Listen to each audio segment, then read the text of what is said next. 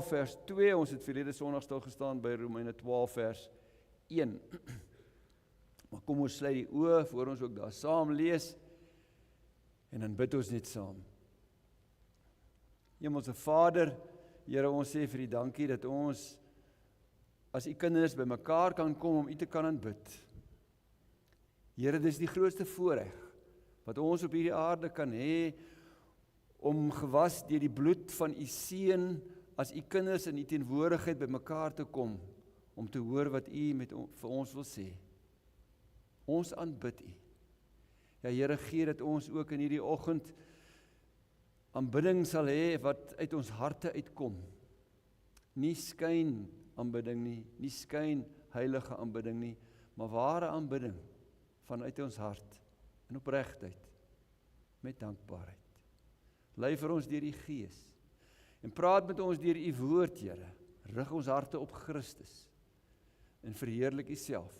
Ons bid dit om U naam se ontwil. Amen. Ek lees vir ons saam die 83 vertaling, ek gaan 2020 vertaling ook gebruik in die preek.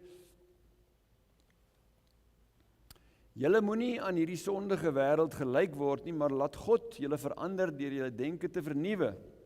Dan sal julle ook kan onderskei wat die wil van God is, wat vir hom goed en aanneemlik en volmaak is. Ons tema is, hoe kan ek God se wil vir my lewe ken? Hoe ken ek God se wil vir my lewe? Wat is God se wil vir my lewe? Hoe weet ek wat is God se wil vir my lewe? Nou, dis waarskynlik die een vraag wat gelowiges die meeste besig hou en soms wat wakker lê. Hulle moet 'n belangrike keuse maak. Hulle wil nie verkeerd kies nie. Hulle wil graag God se wil doen. Ons almal kom by 'n kruispunt waar jy keuses moet maak, vorentoe, links, regs. Jong gelowiges worstel en bid, watter beroep moet ek volg? Moet ek met die meisie trou of nie? My pa sê nee, maar my hart sê ja. Hoe meer ek bid, hoe meer deur mekaar is my kop. Ek kan onthou, jare gelede op Wellington, het die studente meisies na my gekom en gesê, oom, hoe ver mag ons gaan? Wat sê die Bybel? Eintlik het hulle vir my gevra, hoe ver mag die seuns gaan, die mans gaan? Wat mag hulle toelaat in hulle verhoudings met die teenoorgestelde geslag? 'n Aktuele vraag. So is daar vele ander praktiese keuses wat ons as gelowiges elke dag moet maak, en ons weet, verkeerde keuses buite God se wil kan geweldige negatiewe gevolge hê. En die psalmdigter bid ook, maak U wil bekend, Here, leer my U paaie. Daarom bly die groot vraag, wat is die wil van die Here? En in Efesiërs 5 vers 10 roep Paulus die gelowiges dan ook op om seker te maak, dan sê hy vir hulle, vra julle voortdurend af of iets vir die Here aanneemlik is, beproef wat vir die Here aanneemlik is. En ons kom by ons teks vanoggend daarby ook uit. Nou in ons teksgedeelte kom Paulus en gee vir ons as gelowiges 'n helder en 'n baie duidelike antwoord om te kan onderskei, hoe ons kan onderskei en weet, wat is God se wil vir ons lewe? Wat vir God goed en aanneemlik en volmaak is? Eintlik as jy dit lees, moet dit soos musiek in jou ore wees. Vir enige gelowige wat vir Jesus liefhet, sal dit aangryp en sê, dis soos ek God se wil sal kan ken. En dan gee Paulus vir ons die antwoord in Romeine 12 vers 2, ek lees dit weer in die 2020 vertaling, julle moenie aan hierdie wêreld gelykvormig wees nie, maar word verander deur die vernuwing van julle denke, sodat julle goed kan onderskei wat die goeie en aanneemlike en volmaakte wil van God is. So uit God se woord is dit baie duidelik, dat ons as gelowiges nie 'n kristalbal van een of ander toekomsvoorspeller moet raadpleeg om God se wil vas te stel nie. Werk nie so nie. Jy gaan nie 'n boodskap op jou rekenaar kry of jy raadpleeg iemand, dan gee hulle vir jou God se wil nie. In der waarheid, enige sulke praktyke is 'n gruwel voor God. Net interessant uit Deuteronomium 18, daar mag nooit by jou iemand wees wat voorspellings maak, voortekens lees, waarsêry beoefen, of 'n towenaar is nie, wat towerspreuke gebruik, waarsêer of voorvader geeste oproep, of dooies raadpleeg nie. Want elkeen wat hierdie dinge doen, is vir die Here afstootlik. Alhoewel dit in die Ou Testament is dit steeds morele voorskrifte wat geld vir ons vandag.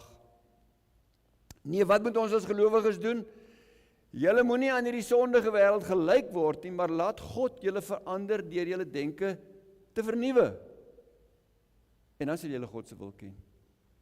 Nou hierdie opdrag wat met 'n negatiewe vermaaning begin om by God se positiewe wil uit te kom, kan net gebeur as die opdrag in Romeine 12 vers 1 'n voortdurende daaglikse waarheid in werklikheid in my lewe is.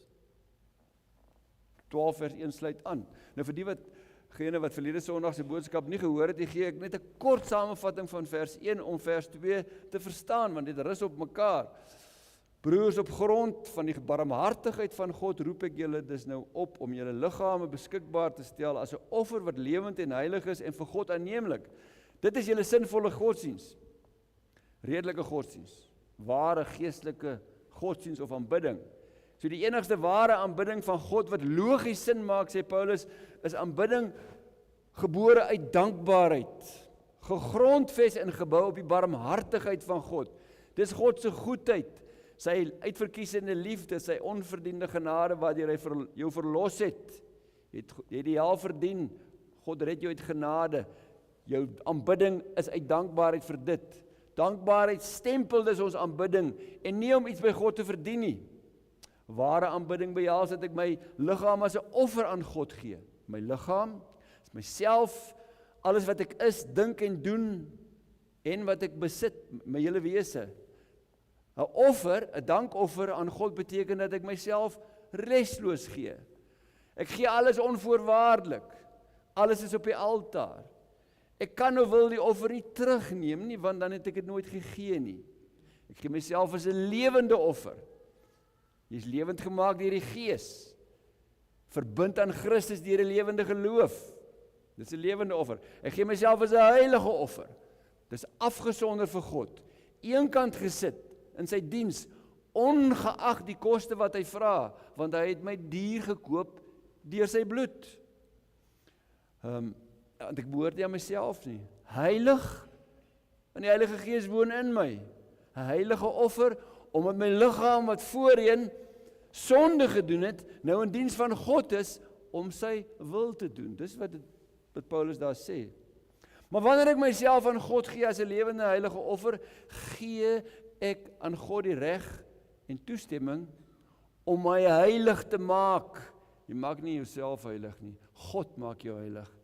Dis die begin van 'n lewenslange pad van heiligmaking saam met God, en op die pad sal ek leer om God se wil te onderskei. As ek myself aan God gee en hy maak my heilig, dan sal ek op daai pad leer om God se wil te onderskei. As jy nie op daai pad is nie, gaan jy nooit God se wil ken nie. En dit bring ons by Paulus se eerste opdrag in vers 2. Wat hierdie pad van heiligmaking, waar jy vir God toestemming gee om jou heilig te maak, uitspel. Daar sê hy, julle moenie aan hierdie wêreld gelykvormig wees nie. Dis die eerste opdrag. Moenie. Ons hou nie van moenies nie. Die 10 gebooie, ek dink 8 van hulle is moenie. Ons hou nie van moenies nie. Maar ons kan nie daarsonder nie.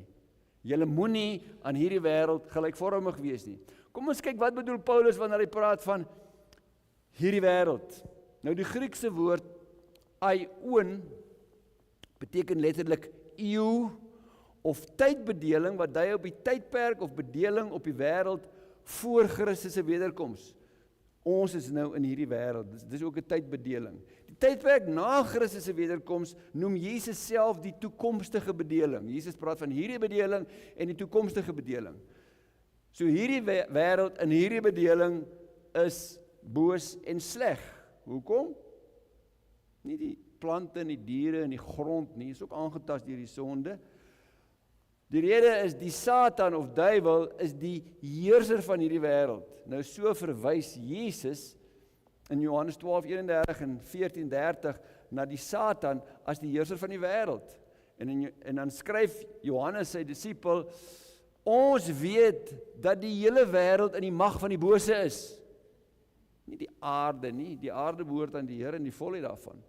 Mense op die aarde. En in 2 Korintiërs 4 vers 4 verduidelik Paulus dat die ongelowiges in hierdie wêreld, in hierdie bedeling, se denke en verstand deur die duiwel verblind is, en hy noem hom, in 2 Korintiërs 4 noem Paulus die duiwel die god van hierdie bedeling, die god van hierdie wêreld. Die 83 vertaling sê die god van hierdie wêreld, 2020 die god van hierdie bedeling. So nou verstaan ons dit. Die frase god van hierdie wêreld of god van hierdie bedeling dui daarop dat die Satan, die duiwel, alle mense, veral ongelowiges, sy opinies, sy menings, sy sienings, sy ideale, sy doelwitte beïnvloed en bepaal. Gelowiges beïnvloed hy, ongelowiges en bepaal hy voluit. Nou, Satan fokus op die mense denke, sy verstand, en gebruik alle vals ideologieë, soos sekularilisme, ateïsme, materialisme, kommunisme, humanisme, evolutionisme en ander ismes en valse wêreldgodsdienste om mense se denke te beïnvloed, te breinspoel met leuns oor God en sy skepping. Satan wat gebruik hy? Die wêreldse opvoedingsinstansies, universiteite, skole, die massamedia, die sosiale media, die geldmag van die wêreld, wêreldregerings, wêreldekonomieë, om sy invloed te laat geld en mense te vul met sy waardes en sy beginsels. En daar's verskillende agendas in die wêreld. Die LGBTQI+ agenda is 'n voorbeeld van 'n wêreld waar 'n agenda wat gedryf word by universiteite, by skole en ook by besighede deesdae. En dis deel van humanisme om die waarhede van die Bybel te ondermyn. Dis hoe die duiwel werk. Nou iemand wat Jesus Christus as die enigste waarheid wegskuif uit sy lewe uit, volg outomaties die God van hierdie wêreld. As jy vir Jesus Christus wegskuif, volg jy die God van hierdie wêreld, al dink jy nie so nie. En rig jou lewe in volgens sy beginsels en waardes, wat hy bepaal het. Daarom verwys Paulus na ongelowiges, wie se denke deur die God van hierdie wêreld verblind is, sodat hulle die lig van die evangelie nie kan sien nie. Hy sê hulle is verblind, en daarom kan die lig van die evangelie nie sien nie. En in 2 Timoteus 2 vers 26 beskryf Paulus ongelowiges as mense wat deur die vangstrik van die duiwel gevange gehou word, om te doen wat die duiwel wil hê. Hulle dink nie so nie. Hulle dink hulle is vry. Hulle is nie vry nie. Hulle is in die mag van die God van hierdie wêreld. Wanneer mense tot bekering kom, en hulle lewens aan God wy as lewende en heilige offers, word hulle as te ware oorgebring uit die bedeling van die duiwel na die bedeling van God. Kolossense skryf Paulus daaroor, hy sê, God het ons uit die mag van die duisternis weggeruk en ons onder die heerskappy gestel van sy seun wat hy liefhet. Dis hoekom Jesus gesterf het. Galasiërs 1 vers 4 skryf Paulus, Christus het homself vir ons sondes gegee om ons te red uit die huidige bose bedeling, uit hierdie goddelose wêreld. Dis wat die 83 vertaling sê. So wanneer God jou oorgebring het uit die mag en die bedeling van die duisternis, na die bedeling, na die ryk van sy seun, mag jou lewe nie langer bepaal word deur die waardes en die beginsels van die Satan se ryk nie. God haal ons daar uit, hy sit ons hier in, nou wil ons terug soontoe. Dis soos die Israeliete wat wou terug Egipte toe. Daar mag ons nie. Ons lewe mag nie bepaal word deur die waardes en beginsels van die Satan se ryk wat sigbaar word in die waardes en beginsels van hierdie wêreld nie. Nou Johannes gee vir ons 'n definisie, dit omsluit nie alles nie, van die beginsels en die waardes wat ten diepste hierdie wêreld bepaal en beheer. Hy sê alles in die wêreld, nou praat hy nie van die diere en die plante nie, dit wat die liggaam begeer en dit wat die oë begeer, arrogante spoggery oor besittings, is nie uit die Vader nie, maar uit die wêreld. Ons lewe moenie ingerig word daarvolgens nie. Daarom kan ons nie langer ons lewens inrig en dit bepaal deur die waardes en beginsels van hierdie wêreld, want dit word deur die duiwel bepaal. Dit word op 'n skinkbord vir jou aangebied, op elke televisie-advertensie word dit vir jou aangebied, as mooi en goed, en op sosiale media as mooi en goed. En vat jy dit, dan sê jy, die Here het jou oorgesit na sy bedeling, maar ek wil terug na hierdie bedeling waaruit ek kom. Nou dit motiveer Paulus se opdrag. Julle moenie aan hierdie wêreld gelykvormig wees nie. Die Griekse woord vir gelykvormig wees beteken letterlik om nie dieselfde patroon of skema van die wêreld te vertoon nie. Jy moet nie dieselfde lyk nie. Jou patroon, jou vorm, jou skema moet anders lyk en vertoon as die patroon en die vorm en die skema van hierdie wêreld. Jy moet radikaal anders lyk as hierdie wêreld. Jy moet anders lyk. Want die God van hierdie wêreld se waardes en beginsels is gebou op leuns en duisternis, en Jesus Christus se koninkryk is gebou op lig en waarheid. En daarom as jy oorgebring is, moet jy anders lyk. Ek onthou jare gelede was ek 'n student en ons het sendingwerk gedoen in Swaziland. En toe staan ek by 'n treinstasie of by 'n busdepot, en daar kom 'n Swazi aangestap, so van ver af. Maar sy gesig het gestraal. Stap ek na hom toe, sê ek, is jy Christen? Ek kon dit sien. Hy het uitgestaan. Ons kan nie dieselfde lyk nie. Hoe moet ons lyk? Wat is die teenoorgestelde van wêreld gelykvormigheid? Christus gelykvormigheid. Dis die teenoorgestelde. Wêreld gelykvormigheid, Christus gelykvormigheid. Die skema, patroon en vorm van jou lewe moet deur Christus bepaal word. En dit kan net gebeur as jy gelykvormig word aan Christus, die gestalte van Christus, die denke van Christus, die wysheid van Christus, moet die skema, die patroon en die vorm van jou lewe bepaal, want hy het jou gered. Knoop dit in jou hart vas. As jy nie gelykvormig word aan Christus nie, sal jy gelykvormig word aan hierdie wêreld. Dis een of die ander ene. Maar hier is 'n gevaar, wat wag om elke hoek en draai. Dit lê en wag vir jou.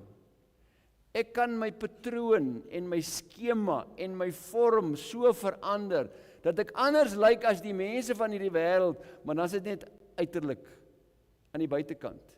Want ek kom nou agter, dit lyk min of meer so, en dan verander ek sekere goed kosmeties. Dis net 'n nuwe vorm van skynheiligheid. Ek kan voorgee dat ek op die noupad begin stap, deur sekere uiterlike veranderinge aan te bring, sodat mense rondom my sal dink, ek is op die nou pad. Maar in my hart, my verstand, my diepste wese, is ek steeds op die breë pad. Die veranderinge moet van binne af plaasvind, want dit is van binne af, vanuit my hart en denke en verstand, dat ek sonde toelaat. Sonde word nooit van buite af toegelaat, dit word van binne af toegelaat. Alistair Begg stel dit so treffend. Hy sê, I have discovered. Jy kan hom maar luister. Goeie prediker. I have discovered in the journey of my life that every sin is an inside job. Dis is wanneer hulle inbreek en steel by 'n plaas en sê hulle dis 'n inside job. Dis iemand van binne wat dit gereël het. Because we are battling on three fronts against the world and the flesh and the devil, we're the ones that open the door. That's why our minds matter. Dis hier binne waar jy die deur oopmaak. As offer afgesonder vir Jesus moet ek van binne af, vanuit my diepste denke en motiewe nuut gemaak word, sodat ek nie die deur vir Satan sal oopmaak nie. En dis waarby Paulus dan uitkom. Om te keer dat ons nie aan hierdie wêreld gelykvormig word nie, moet ons aan Christus gelykvormig word in ons harte, in ons denke en ons gedagtes. En nou is die vraag, hoe word ons aan Christus gelykvormig? Die volgende deel van Paulus se opdrag gee die antwoord. Word verander deur die vernuwing van julle denke. So wat sê Paulus? Jy sal net aan Christus gelykvormig kan word as jy verander deur die vernuwing van jou denke. Nie op 'n ander manier nie. Nie deur openbarings as jy daar op jou eie sit en jy sê engele het met jou gepraat nie, glad nie. Deur die vernuwing van jou denke. Kom ons draai die waarheid om, dan is dit steeds waar. As ons nie verander word deur die vernuwing van ons denke nie, dan sal ons gelykvormig word aan hierdie wêreld. As jy nie verander word deur die vernuwing van jou denke nie, sal jy gelykvormig word aan hierdie wêreld. Geliefdes, ons denke speel 'n kritiese, belangrike rol in ons geestelike lewe. Want jou verstand en denke is onherstelbaar aangetas deur die sonde. Jy dink nie so nie. Jou verstand en jou denke is onherstelbaar aangetas deur die sonde. En as jou denke nie nuut gemaak word nie, sal jy nie eers weet dat jy verkeerd dink en kies nie. Hoe weet ons denke is aangetas?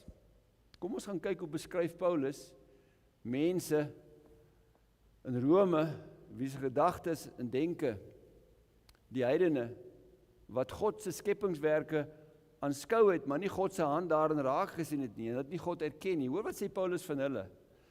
Hy sê, hulle het hom nie as God geëer of gedank nie, inteendeel, hulle denke het sinloos geword, en hulle onverstandige harte is verduister. Romeine 1 vers 20-21. Romeine 1 vers 28. Omdat hulle dit as verwerplik beskou het om aan God erkenning te gee, het God hulle oorgegee aan 'n verwerplike denkwyse, sodat hulle onbetaamlik optree. Jy sien waar kom dit vandaan? Aan die gelowiges in Efese skryf Paulus en sê hy, julle moenie meer soos die heidene met hulle niks beduidende gedagtes leef nie, hulle denke is verduister. Hulle is vervreem van die lewe met God. Geliefdes, dis verskriklik. Sinlose denke, verwerplike denkwyse, niks beduidende gedagtes, verduisterde denke. Dis hoe jy lyk voor God, sonder Christus. Dit is 'n beskrywing van die slimste en die briljantste en begaafdste mens met 'n geniale verstand wat blind is vir die waarheid van Jesus Christus en volgeprop is van die leuns en misleiding van die God van hierdie wêreld. Nou volgens die maatstaf van hierdie wêreld se waardes, beginsels, doelwitte en uitkomste kan iemand uiters suksesvol wees. Maar in die oë van God is hy 'n dwaas. Baie keer 'n ryk dwaas wat afstuur op vernietiging. Nou Paulus se woorde in 1 Korintiërs 1:20 is hiervan pas. Het God dan nie die wysheid van die wêreld dwaasheid laat word nie? En wanneer gaan dit sigbaar word? Gaan lees maar Openbaring. Wanneer die wysheid van hierdie wêreld met die eindoordeel as dwaasheid ineenplof en Satan se leuns en misleiding ontbloot word, dan sal dit te laat wees.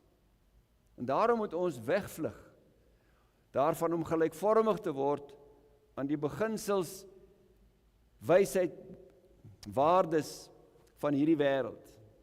Die Spreukedigter waarsku ons ook, hy sê, daar is 'n pad wat vir 'n mens reg lyk, maar dit eindig by paaie na die dood. Daar's 'n pad wat vir jou reg lyk. As jy met jou doodgewone verstand wat deur die sonde aangetas is, jou keuses maak, maar dit eindig by die paaie na die dood. Ons moet verander word deur die vernuwing van ons denke. Dis al hoe ons wêreldgelykvormigheid sal ontvlug. En ons moet God toelaat om dit te doen. Soos die 83 vertaling die teks vertaal, laat God julle verander deur julle denke te vernuwe. Nou voordat ons stil staan by wat dit behels, dat om te kyk na hoe God ons denke vernuwe, wat hy gebruik, net enkele gedagtes oor die woord verander. Om te kyk wat die verandering en die vernuwing behels. Ons gaan nou eers kyk wat die verandering en die vernuwing behels, en dan gaan ons kyk na hoe God ons denke vernuwe, wat hy gebruik. Nou die Griekse woord vir verander is metamorfose, jy ken die woord. Metamorfose gebeur wanneer die totale wese van iets volledig, onherroepelik en onkenbaar verander. Totale wese van iets. Dit is 'n totale transformasie. Dis soos wanneer 'n wurm in 'n skoenlapper verander. As jy die skoenlapper kyk, dan is daar niks van die wurm in hom nie. En as jy na die wurm kyk, dan kan jy nie glo hy gaan 'n skoenlapper word nie. Die werkwoord wat hier is in die teenwoordige tyd, wat dui op 'n voortdurende proses, totdat die sinlose denke, verwerplike denkwyse, niks beduidende gedagtes, verduisterde denke van 'n sondaar verander word tot 'n kind van God, wat kom, dis die kontras, tot die volle rykdom van allesomvattende insig, ja, tot die kennis van die misterie van God, naamlik Christus, aan wie al die skatte van wysheid en kennis verborge is. Kolossense 2. Kan jy sien hoe radikaal die transformasie is? Dit is nooit volmaak aan die regterkant nie. Dit is die verandering en transformasie van denke wat Paulus in die oog het. Dis hoe jy gelyk het. En dis wat jy gemaak word. Sodat ons die wysheid en denkwyse van Christus sal hê. Die Engels sê the mind of Christ. Want Christus is die wysheid van God. Dis die kontras. Dis die vernuwing van denke.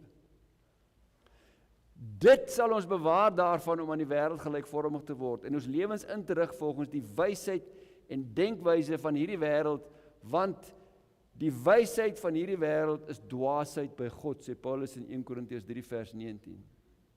Nou om die radikaliteit van die geestelike transformasie verder te verstaan, kom ons kyk na die betekenis van die Griekse woord metamorfose,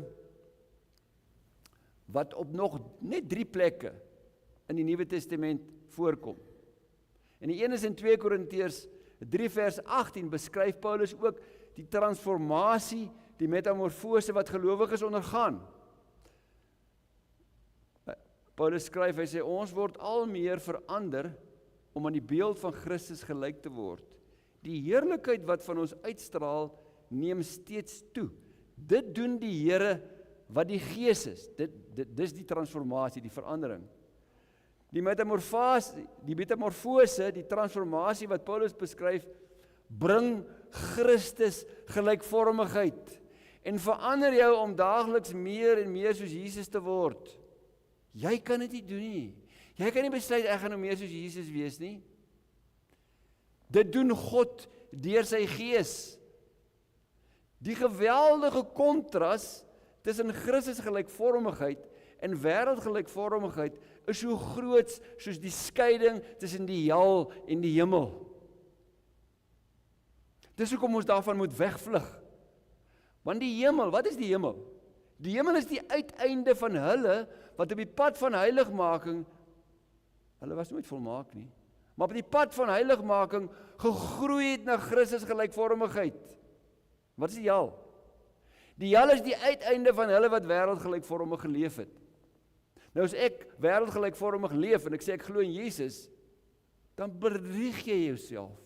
En jy mislei jouself.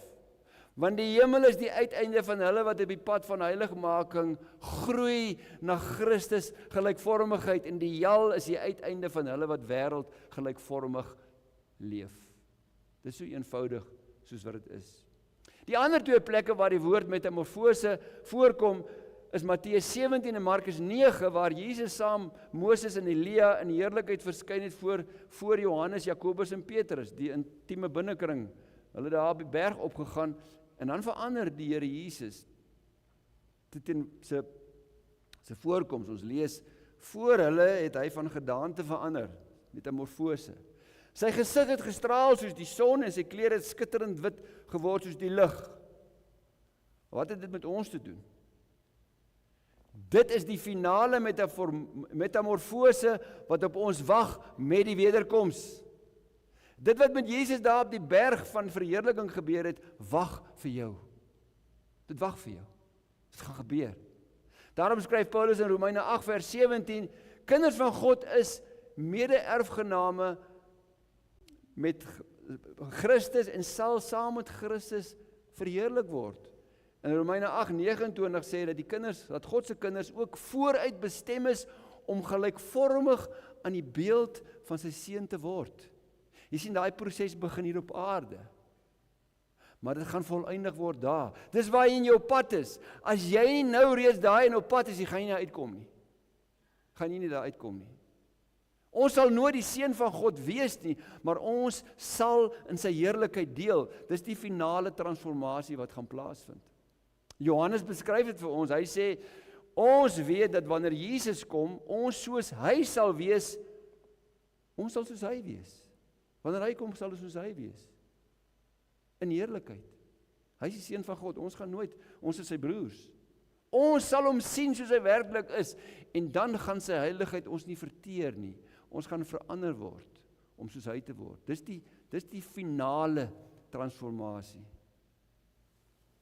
Die transformasie is so ingrypend dat mense van hierdie wêreld reeds terwyl jy leef, iets van die heerlikheid van God in jou lewe sal raak sien.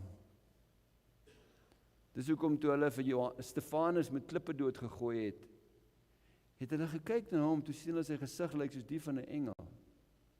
Daarom moet jy jou lig laat skyn, dat mense die heerlikheid van God sal sien. Die ongelooflike is dat God nou reeds begin om hierdie metamorfose in ons lewens te bewerk, deur ons denke te vernuwe. As ek nie op hierdie pad is nie, kan ek vergeet daarvan, om God se wil te ken. Nou die vraag, wat gebruik God om ons denke te vernuwe? Jesus gee vir ons die antwoord.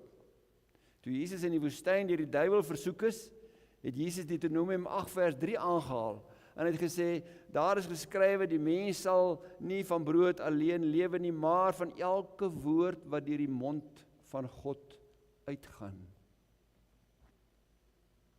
Dis die Bybel, die woord van God. Geliefdes, wanneer God sy kinders uit genade red, deur geloof, maak hy hulle denke nuut. Hy gebruik sy gees, maar hy doen dit deur sy woord. Hy doen dit deur sy woord. As sondaars was hulle denke en verstand aangetast deur die sonde en van nature sinloos, verwerplik, niks beduidend en verduister. Dan kom God, gebruik sy woord en verander sy kinders se denke, herskep dit, vul dit met nuwe inhoud, met nuwe waarheid, wysheid, waardes, beginsels en bo alles rig hy dit op Christus. Christus in wie al die skatte van wysheid en kennis verborge is.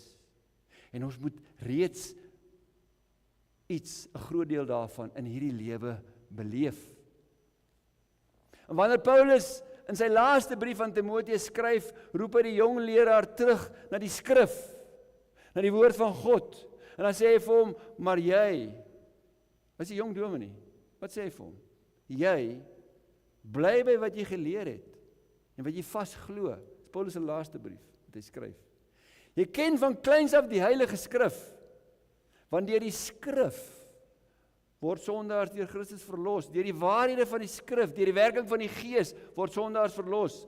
En dan wys Paulus Timoteus daarop dat die woord van God elke gelowige se daaglikse brood moet wees, waardeur God ons denke nuut maak en vorm om ons gelykvormig aan Christus te kry. Daar sê hy vir hom, die hele skrif is deur God geïnspireer en het groot waarde om in die waarheid te onderrig, dwaling te bestry, verkeerdhede reg te stel en regte lewenswyse te kweek, sodat die man wat in diens van God staan, volkome voorberei en toegerus sal wees vir elke goeie werk. En daarom kan ons nie, as ons in die kerk die wil van die Here wil doen, by die wêreld gaan leer nie. Ons moet by God gaan leer.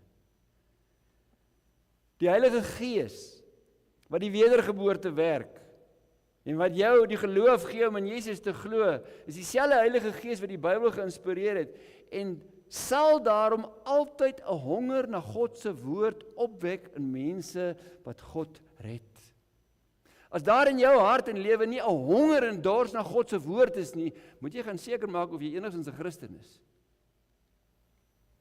Rosaria Butterfield, professor in Engelse literatuur, wat as 'n LGBT aktivis vir langer as 10 jaar in 'n lesbiese verhouding geleef het, ek wil nie daaroor praat vanoggend nie, het die Bybel 7 keer deurgelees nadat sy vriendskap met 'n predikant gehad het, 'n Presbyteriaanse dominee. Sy het die Bybel 7 keer deurgelees, voordat sy in 1999 radikaal tot bekering gekom het. Die slim professor, vol van die wysheid van die wêreld. Nou sy was antagonisties, sy het op Christene en die Bybel neergesien. Sy het hulle verag, jy kan haar storie gaan lees. Sy het gesoog voor die krag van God se woord, wat haar totale denke en wese getransformeer het. Sy is later met 'n predikant getroud. Sy is nog steeds geniaal slim. As jy slim is jy slim. Maar nou, as getuie vir Christus, waar sy voorheen volledig wêreldgelykvormig was, is sy gevul met die wysheid en die denkwyse van Christus en groei sy en neem sy toe in Christus gelykvormigheid. Ware gelowiges sal 'n geesgewerkte honger en dors na God se woord ervaar. Want God wil hulle denke nuut maak in ooreenstemming met sy woord en om hulle gelyk te kry, om hulle te vorm, om hulle te verander, om meer soos Christus te word. Petrus getuig ook daarvan dat God sy woord so gebruik. Hy sê smag soos pasgebore babatjies na die suiwer geestelike melk, sodat julle daardeur kan groei. Hy praat nie van babakos hier nie, hy verwys na die woord van God as suiwer geestelike melk. Geliefdes, en daarom moet ons die woord van God verslind. Lees, weer lees, oordink, bepeins, bidend lees, sodat God ons denke nuut kan maak en vul met die wysheid en denkwyse van Christus. En deur die vernuwing van ons denke, deur die lewende woord van God, sal ons al hoe meer groei en toeneem in Christus gelykvormigheid. En weet jy wat gebeur as dit gebeur? Dan sal jou aptyt en jou smaak en jou lus vir hierdie wêreld, jy sal dit verloor. As jy op die pad van heiligmaking nie jou smaak en jou lus en jou aptyt vir hierdie wêreld begin verloor nie, dan moet jy seker maak of jy enigstens gered is. Ek wil afsluit met hoe die vernuwing van my denke my sal help om God se wil vir my alledaagse lewe te ken. Nou volgende Sondag, as die Here wil, praat ek verder hieroor. Eers net 'n eerlike vraag om af te sluit. Vernuwe God jou denke deur sy woord. Is jy op daai pad? Is God besig om jou denke te vernuwe deur sy woord, om jou Christus gelykvormig te maak? As dit so is, dan sal jy op die pad van heiligmaking jou diepste vreugde vind in die ken en die doen van God se wil in jou persoonlike lewe.